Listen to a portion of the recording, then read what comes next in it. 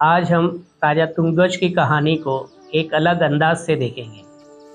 तो कहानी कुछ यूँ है कि एक बार शिकार खेलते खेलते राजा तुंगध्वज दूर जंगल में चले गए। वहाँ पर एक पेड़ के नीचे कुछ ग्वाले श्री सत्यनारायण भगवान की पूजा कर रहे थे। राजा अहंकार में आकर उस पूजा में सम्मिलित नहीं हुआ और ना ही उसने भगवान के सामने सर झुकाया। यहाँ तक कि जब ग्वालों ने उसे प्रसाद दिया तो राजा ने वह प्रसाद वहीं छोड़ दिया और अपने नगर को चल दिए। इस बात से क्रोधित होकर श्री सत्यनारायण भगवान ने उनकी राजगद्दी छीन ली। अब हम इस प्रसंग को एक अलग नज़रिए से देखेंगे। तो सबसे पहले हम यह जानेंगे कि तुंगध्वज कौन था। आप बोलेंगे कि तुंगध्वज एक राजा था, तो फिर ग्वाले कौन थे?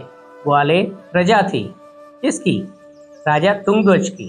अब राजा तुंगध्वज अपने अहंकार में अपनी प्रजा के हर्षोल्लास में सम्मिलित न हुआ, यानी कि पूजा में सम्मिलित नहीं हुआ। ना ही उसने सर झुकाकर उनका अनुमोदन किया। और तो और जब ग्वालों ने यानी कि उनकी प्रजा ने उनको प्रसाद दिया तो उसने वह प्रसाद वहीं छोड़ दिया, यानी अपनी प्रजा का तिरस्कार किया। तीन तीन गलतियाँ, वो भी एक साथ। राजा अपने अहंकार में यह भूल गया कि प्रजा है तो राजा है, वह इस प्रजा का पालक भी है और रक्षक भी है। यह जो ग्वाले है वह उसी की ही प्रजा है और उसने अपनी प्रजा का तिरस्कार किया। नतीजा, जो प्रजा आपको आपके राज सिंहासन पर बिठा सकती है वही प्रजा आपको उस राजगद्दी से उतार भी सकती है। और जब प्रजा बगावत पे उतर आती है तो वह यह नहीं देखती कि उसके सामने कौन है, वह सबको अपने रास्ते से हटा देती है। हाल ही में हमने देखा कि हमारे पड़ोसी मुल्क में किस तरह प्रजा ने बगावत करके 15 साल से राज कर रहे सत्ताधीश को देश छोड़कर भागने पर मजबूर किया। इतिहास गवाह है कि जब तक कोई भी राजा अपनी प्रजा के साथ भावनात्मक रीत से नहीं जुड़ता तो वो लंबे समय तक टिक नहीं पाता। तो यह कहानी सबक है उन सब राजाओं के लिए, यानी कि आज के नेतागण के लिए, कि अगर आपको नेता बने रहना है तो ज़मीनी स्तर पर अपने प्रजा यानी मतदाताओं के साथ जुड़े रहना है, उनके सुख दुख में उनके साथ रहना है, भावनात्मक संबंध बनाए रखना है, वरना अगले चुनाव में आपको मुश्किल हो सकती है।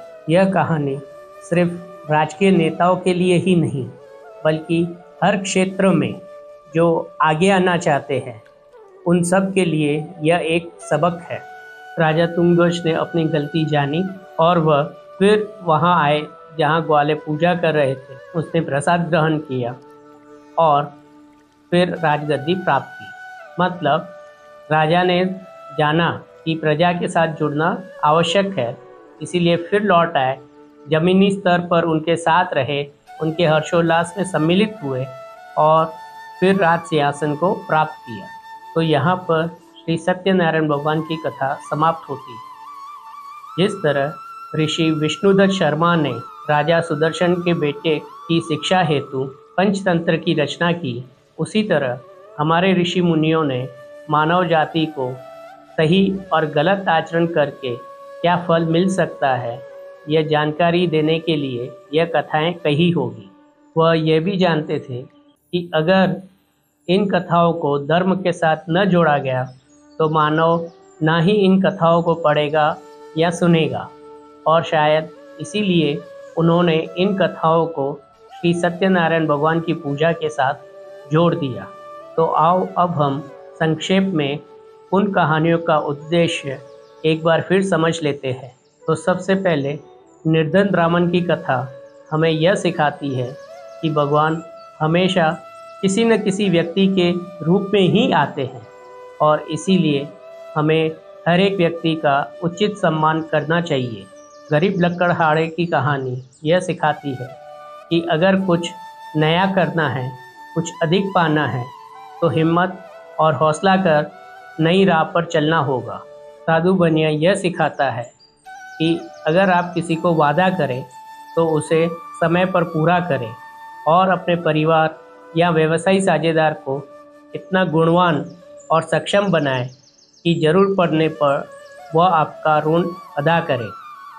और दूसरी बात, हमेशा सकारात्मक ही बात करें। कलावती यह सिखाती है कि जल्दी का काम शैतान का, इसीलिए जो काम करे वह आराम से करे, सही ढंग से करे और उसे पूर्ण करे। कहीं यह न हो कि हाथी निकल गया और पूंछ रह गई। राजा तुंगध्वज की कहानी यह बताती है कि किसी भी प्रतिनिधि को या नायक को ज़मीनी स्तर पर अपनी प्रजा के साथ जुड़े रहना चाहिए। तो यहाँ हमारी कथा समाप्त होती। हालांकि कथा में यह भी बताया गया है कि जिसने इस कथा को किया और पूजा की, उसको अगले जन्म में क्या फल मिला। अब अगले जन्म का तो मुझे पता नहीं, लेकिन इतना निश्चित है कि जो भी इस कथा में बताए गए शिक्षा पर अमल करेगा वह इसी जन्म में सब सुख भुगतेगा। तो बोलो श्री सत्यनारायण देव की जय। ओम जय लक्ष्मी रमणा स्वामी जय लक्ष्मी रमणा सत्यनारायण स्वामी जनपातक हरणा। ओम जय लक्ष्मी रमणा। तो दोस्तों, मैंने अपने सीमित ज्ञान से श्री सत्यनारायण की कथा में छिपी शिक्षा को जो जाना है और समझा है वह मैंने आपके साथ साझा की है। यदि ये आपको पसंद आए तो इस वीडियो को लाइक कीजिए और शेयर कीजिए। और अगर आप इस विषय में और कुछ कहना चाहते हैं तो कृपया कमेंट बॉक्स में कमेंट कीजिए। धन्यवाद।